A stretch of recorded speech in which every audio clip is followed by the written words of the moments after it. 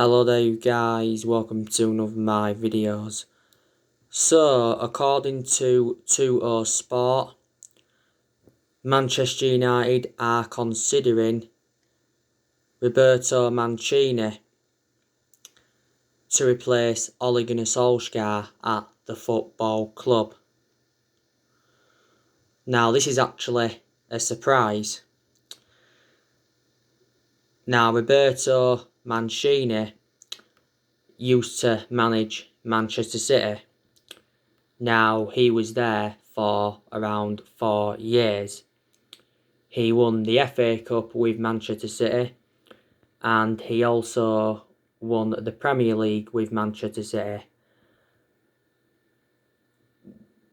It was the first time City had won the title for around 44 years when they won it under Roberto Mancini.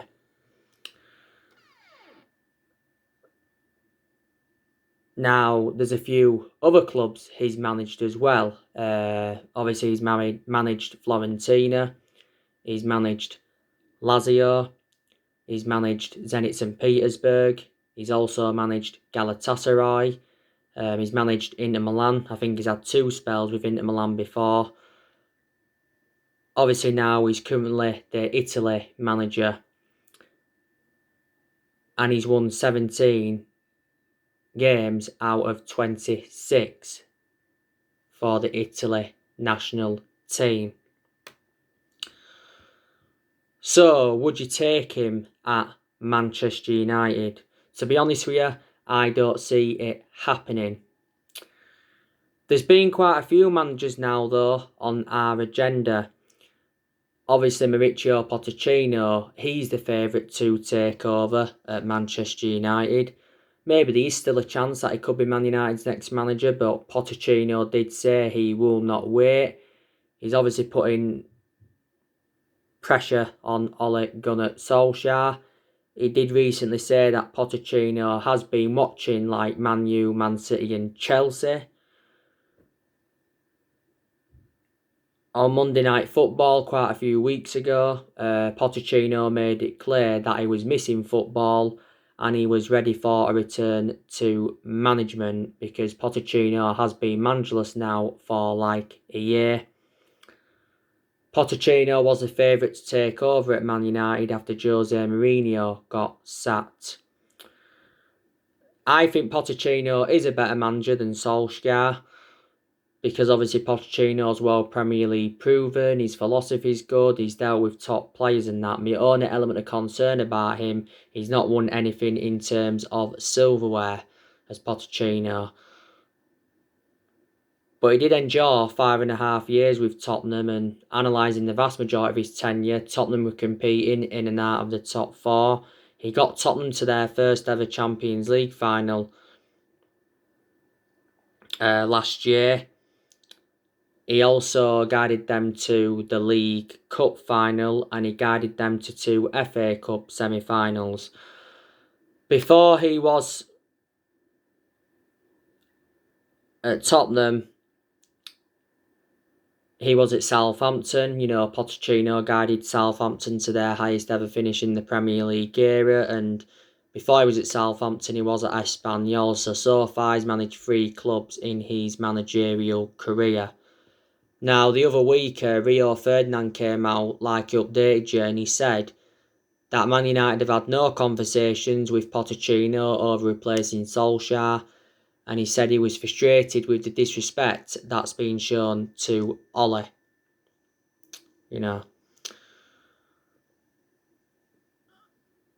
Obviously, Massimiliano Allegri, former Juventus manager, he's been another manager on our agenda.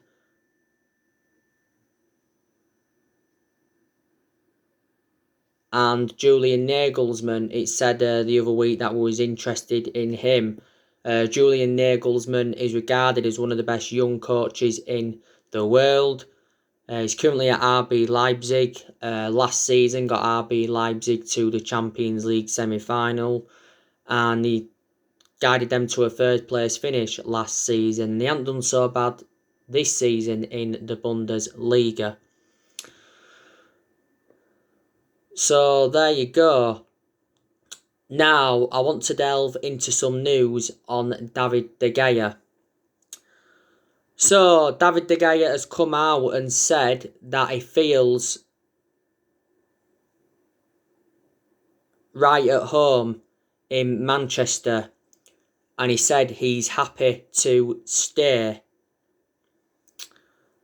So that's actually bad news for Dean Henderson, isn't it?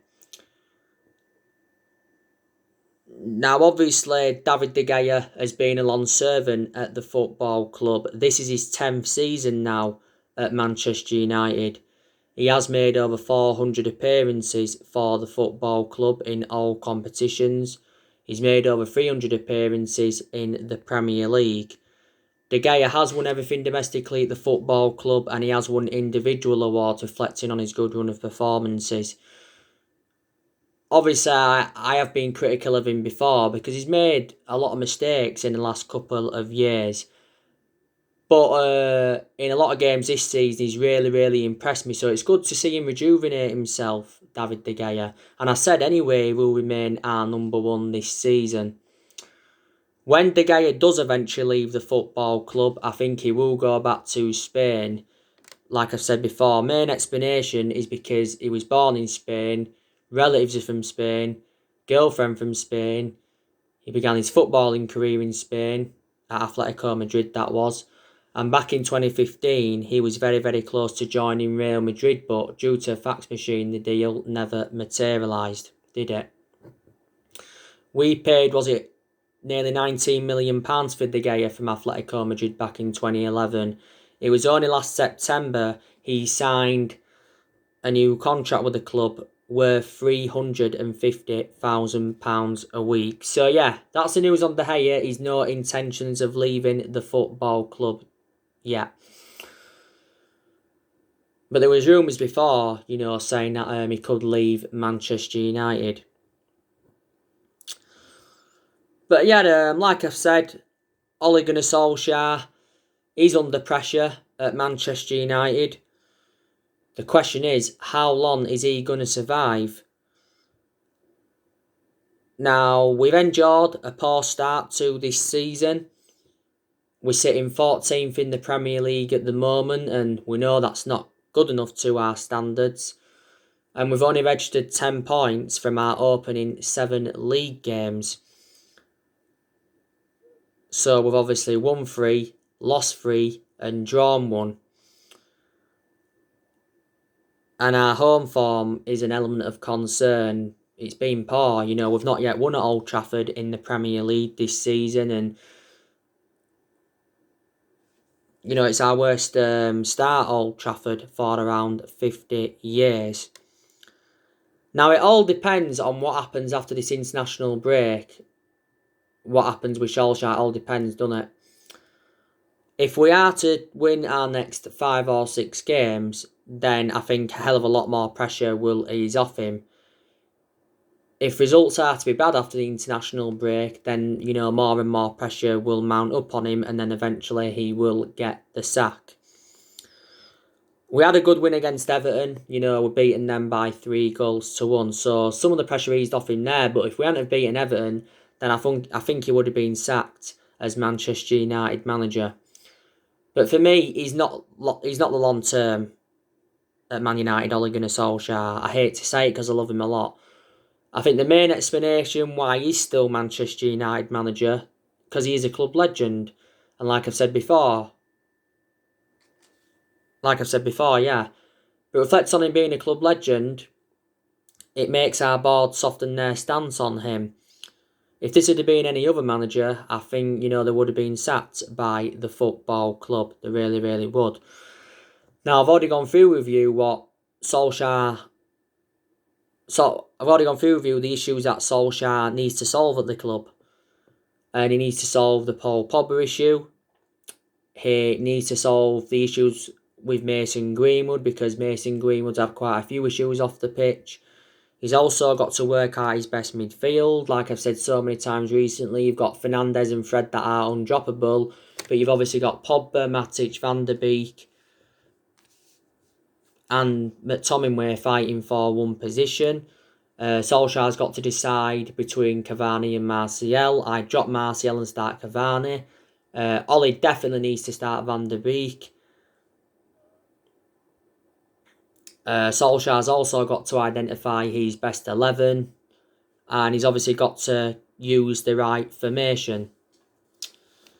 So there's a few things he's got to do. And obviously we've got to sort out our home form. But there has been problems at the club for a long time now. I do think Ollie is one of the problems. Not all of the blame stems from him, though. There's certain players at Man United that have been underperforming, and there's certain players at Man United that are not good enough. Obviously, we've been very, very critical of the board for several years as well. Because none of our managers have been backed enough since the Ferguson era. Moyes wasn't backed enough, Van Gaal wasn't backed enough, Mourinho wasn't backed enough, and Solskjaer has not been backed enough.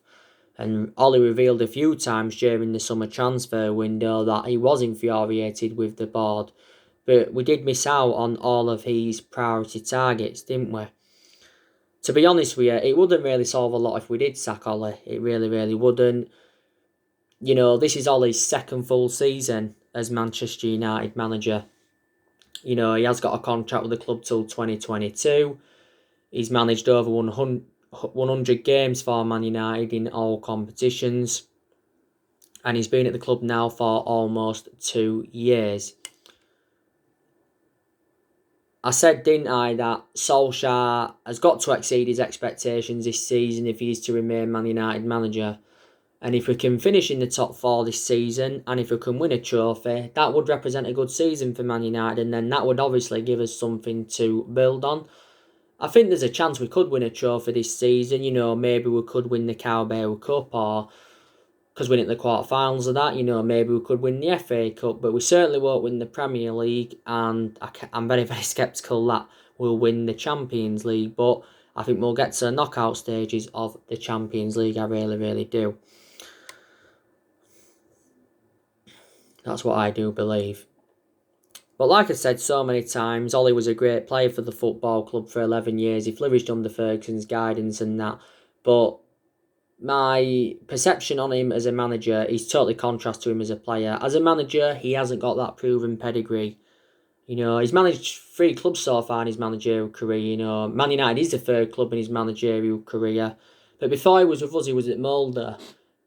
He won a few Norwegian titles with them, yeah, but Molde aren't big, and before he was at Molde, he was at Cardiff, and his record at Cardiff was absolutely disastrous.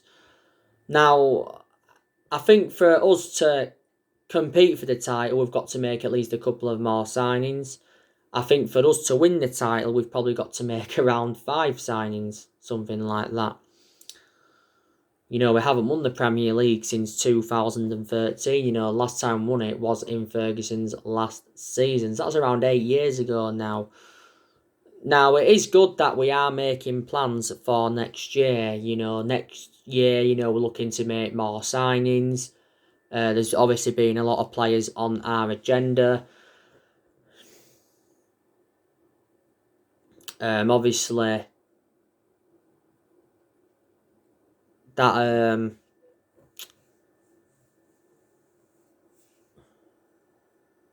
Carmo from Braga, he's been on our agenda. Yeah, it's David Carmo. Almost forgot his first name. Obviously, Dan Axel Zagadou from Dortmund, he's been on our agenda as well. Dayat Upamecano, he's on our agenda. I think it's likely we'll go him for him next summer. I don't think we'll go in for him in January. Jack Grealish, midfielder, we've revived our interest in him. Jadon Sancho, it's saying now we're going to go back in for him in January. Don't forget, during the summer, he was our number 1 priority target. Ousmane Dembele, there's been talks about him as well. Much cheaper solution than Sancho. Erling Haaland, I think we could be going in for him next year as well. So, yeah, and there's other players on our agenda. But I think Manchester United need a centre-half because we need someone to go alongside Harry Maguire. We need someone on Maguire's level. And we do need a right winger. Solskjaer may not be Man United manager by January anyway. It depends on how it goes after the international break. But if he is still Man United manager in January, will he bring the right signings in? But he needs more backing, doesn't he? And this is why I said Man United should recommend the director of footballing, because it's one of the structural changes that we need at the club. Solskjaer needs more backing. And if we are to get a director of footballing, we need someone who knows the club inside out and someone who's obviously got that experience. We've been in for a director of football now for like the last 3 years or so. You know what I mean? It's recently said the players that we're going to be offloading in January. That is Phil Jones, Marcus Rojo, Sergio Romero, and Timothy Fosu-Mensah. And we'll obviously let players go next summer. I think we'll let Jesse Lingard go. Daniel James could be going because he's out of form and he doesn't get in the team a lot now. Matic could be going because Matic has lost his place in the team. He could also be going as well, Juan Mata. A lot of United fans are also expecting Paul Pogba to leave the football club. Igalo's going to be leaving in January, I should presume, when his loan expires. Williams could be loaned out, obviously, because Williams is our third choice left back, following the arrival of Alex Telles. So it's good that we are making plans. It really, really is. Ole has made some good signings since he got appointed in as Man United manager. He spent over £200 million on signings. Obviously, in the summer of 2019, he brought Daniel James and Wan-Bissaka and Harry Maguire in. In January, he brought Bruno Fernandes and Odion Ighalo in on loan. And in the summer transfer window of this year, he brought Donny van de Beek in, Alex Telles, Edison Cavani, Facundo Pellistri and Amad Traore. Amad Traore will be joining the football club in January, won't he?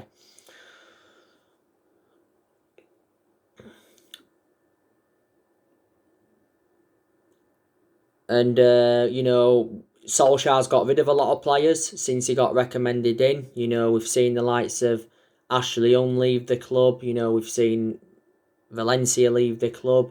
We've seen Smalling leave the club. We've seen Darmian leave the club. We've seen Herrera leave the club. We've seen Fellaini leave the club. We've seen Sanchez go. We've seen Lukaku go.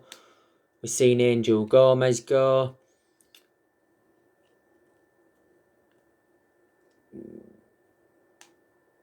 We've also loaned a few players out, haven't we? Obviously, loaned Joe Pereira out again for another season. We loaned Diego Dalot to AC Milan. We loaned Tahith Chon to Werder Bremen. We loaned Dylan Levitt out. I think we also loaned James Garner out as well. So yeah, a lot of players have left the club since Ole got recommended in. Ole did well last season in his first full season at the club because obviously he got us qualification for the Champions League. Also got us third place, second highest with finishings Ferguson, and he guided us to 3 semi-finals. So he did well because, at the first part of last season, we enjoyed our worst start ever to a Premier League season, didn't we? And Solskjaer, to be fair, has showed a lot of tactical flexibility in a lot of the big games. Our record against the top 6 sides has been good since Ole came in. Because last season Solskjaer beat Guardiola 3 times. He beat Lampard 3 times. He's beaten Jose Mourinho once as Man United manager Solskjaer. He's beaten PSG twice as Man United manager. And he's beaten Julian Nagelsmann, hasn't he? So yeah, so they are the positives you can take. But in the last 7 years or so, Man United have been playing catch-up, obviously. We spent over £1 billion in the last 7 years or so. That's been confirmed by Sky recently. And we've recruited over 30-odd players in since the Sir Alex Ferguson era. We've obviously had different managers with different philosophies. 3 managers have been sacked since Fergie. We've only won 4 trophies since Ferguson's retirement, and that was the FA Cup under Van Gaal, and the Europa League, the League Cup, and the Community Shield under Jose Mourinho. So we've won. You know what I mean?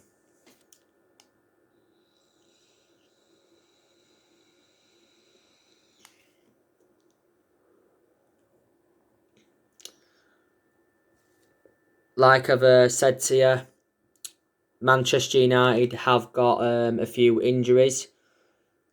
We'll know more when Solsjaer does his press conference for the West Brom game. It is on Saturday at 8 o'clock kickoff. But yeah, I've heard that Marcus Rashford's got a shoulder problem. We don't know if he's going to be available. Martial, he's had a few back problems. That's why he was training separately away from the France squad recently. There's rumours saying Mason Greenwood might not be able to play at the weekend against West Brom. Like I said, he's had quite a few issues recently. Obviously, Luke Shaw's out with a hamstring injury. We know that he's out for up to a month. Jones is still injured, and he recently had an operation. Wasn't so long ago. And Lingard's injured, but I heard that he's close to returning. You know, Bay, he's out with a knee injury. It's me not concerned about Harry Bay. Just far too injury prone. He's had too many injuries at Manchester United. But the good news is that Alex Telles is going to be available for the game against West Brom. Because Brazilian outlet UOL have confirmed that he tested negative for coronavirus. But it was totally contrast on Saturday, because Saturday it said he tested positive for coronavirus, and them stories were coming from Brazil.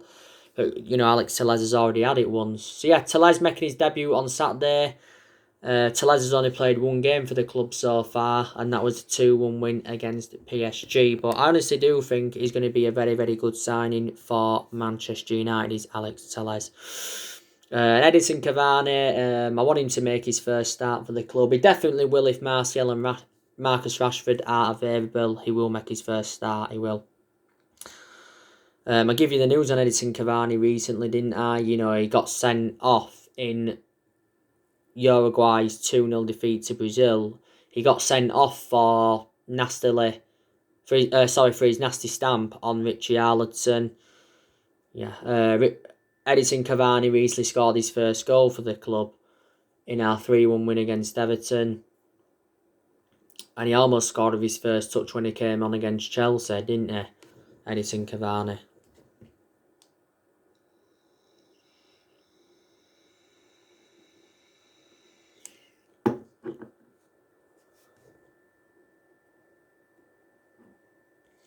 But yeah, we got him on a free transfer on deadline day. You know, Cavani signed a 2-year contract with the club worth around, 230 grand a week or something like that. And he obviously wears that number 7 shirt.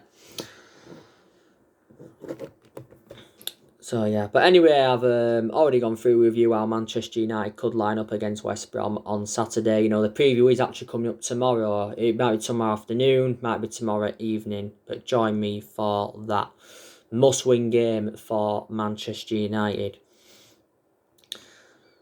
Really, really is. Now, there's a lot of players at Manchester United we will keep. Now, obviously we're going to sell some players, but there's a lot we will keep as well. You know, the good players and that. You know, Rashford will definitely keep him. You know, he's the foreseeable future for Manchester United. You know, don't get me wrong, Rashford has enjoyed some bad games as a Man United player. He's had a couple of bad games this season, but he has really improved under Ole. Rashford should have scored against Everton, but he didn't. But he got an assist at least. You know, he got an hat-trick against RB Leipzig. Second Man United player to do that as a substitute. And he scored later on against Paris. Second time he'd done that, by the way, Marcus Rashford. Rashford turned 23 not so long ago. He has been part of the club for several years. Rashford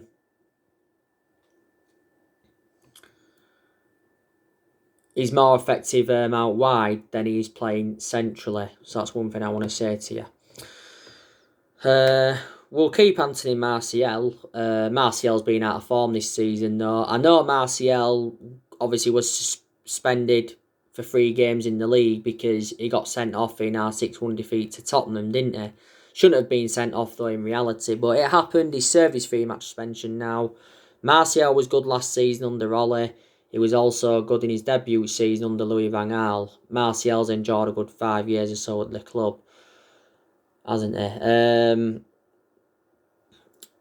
Edison Cavani will keep him short term. I don't know if he'll actually see out his contract at Man United. I'm not sure. Some of them don't. Some players do they. He is in his 30s though, is Edison Cavani. But yeah, we'll keep him for now. Mason Greenwood will also keep him. I think he's the foreseeable future at Man United, Mason Greenwood. You know, Greenwood's, like I said earlier on my other videos, he's having a lot of issues, isn't he? You know, he wasn't part of the England under-21 squad due to injuries and personal issues. That was confirmed by Eddie Boothroyd. It says with fear that he could throw his Man United career away, like Ravel Morrison. Don't forget, earlier on this season, he was withdrawn from the England squad. With Phil Foden was Mason Greenwood. Mason Greenwood, when we play him, he usually plays on that right, doesn't he? I think a few times he's played centrally. At the start of the season, we give Mason Greenwood that number 11 shirt. He's got a contract with us until 2023, hasn't he? Didn't play any part in the Everton game. Solsjaer actually said he was out with illness. We'll definitely keep Bruno Fernandes. Bruno Fernandes is definitely Man United's best player. The vast majority of his games at Man United, he's been very, very consistent. There's only been the odd couple of games where he's looked off the pace and he's lacked that composure. Bruno Fernandes' worst game in the Man United shirt was the Istanbul Başakşehir one, because he was dispossessed like 34 times in that game, was Bruno Fernandes. But he was very good in the Everton one, you know, scored 2 goals and also got an assist. The vast majority of Bruno Fernandes' goals have come from the penalty spot, haven't they? Last season won Premier League Player of the Month a couple of times. He won some Muslim Player of the Year award as well, reflecting on his good performances. We paid €55 million for Bruno Fernandes from Sporting Lisbon. Obviously, there was add-ons and that included, so it made it more. I don't really count the add-ons though, to be honest with you. Don't forget, Bruno Fernandes says Man United have got the mentality to win the Premier League title. He says, you know, it's been so long now, we've gone without it. And he says he came to Manchester to win trophies, didn't he? He usually gets deployed in that number 10, Fernandes, doesn't he? Donny van der Beek now will also keep him at the football club. But Solskjaer needs to start him, like I said earlier on. You know, Donny van der Beek has not yet made his full Premier League debut for the football club. He has started, though, our last 2 games in the Champions League, Donny van der Beek. Now, Donny van der Beek recently revealed that Solskjaer told him that he's got to be patient and he'll have to wait for his opportunities, but Donny van der Beek made a confession regarding his playing time, and he said, you know, he wants to play. He would have loved to have played more at Manchester United this season. I think Ollie's been in the process of trying to figure out his best position, because you've got Van der Beek, he can play in like 3 different positions, can't he? But Van der Beek's actually predominantly a box-to-box midfielder. You know, we paid £40 million for him from Ajax. We'll also keep Fred at the football club. Fred has really, really impressed me.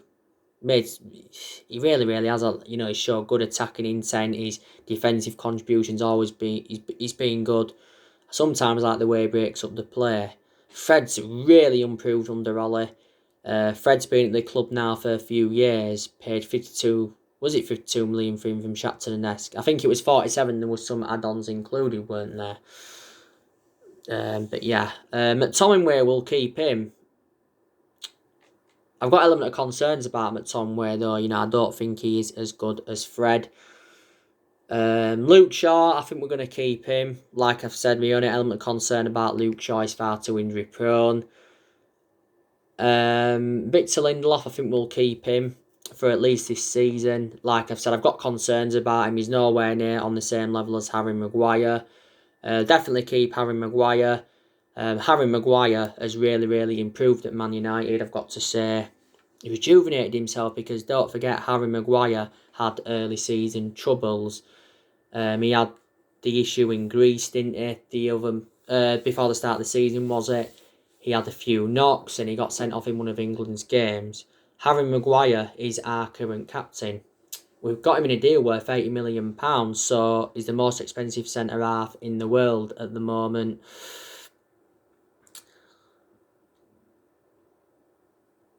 Axel Tuanzebe, I think we'll keep him. I've had a bit of a perception on Tuanzebe, but not much of a perception. You know, he did very, very well against PSG in our 2-1 win. I like the way he dealt with Mbappe and Neymar. That game against PSG was his first start for Man United in 10 months. And Wan-Bissaka, you know, will obviously keep him at the football club. And Wan-Bissaka's also really impressed me recently because he showed good attacking intent and his defensive contributions being good. And De Gea, you know, will also keep him at the club. So yeah, there's a lot of players that Manchester United will definitely keep. You know what I mean? Brandon Williams will, we might loan him out, but I don't think we'll get rid of Brandon Williams permanently because Williams was actually very, very good last season. He played a lot of games, but obviously Luke Shaw was out, wasn't he? With a few injuries. Tellez, obviously we're going to keep him. He signed for the club not so long ago. I think he's the foreseeable future for Man United. I think he's going to settle in really, really well. So there you go. Earlier on today, I obviously was talking with you about Paul Pogba. We've got to sort out his future, Paul Pogba, haven't we? I think he's leaving Man United next year. I really, really do. Paul Pogba's made a few comments recently saying that this season's been the most difficult period in his career, and he's been talking about his struggles at Man United this season. Yeah. So anyway, guys, that's everything to update you today. Drop your comments, likes below on the channel. If you do, consider subscribe as always. Take care. God bless. See you all again very, very soon.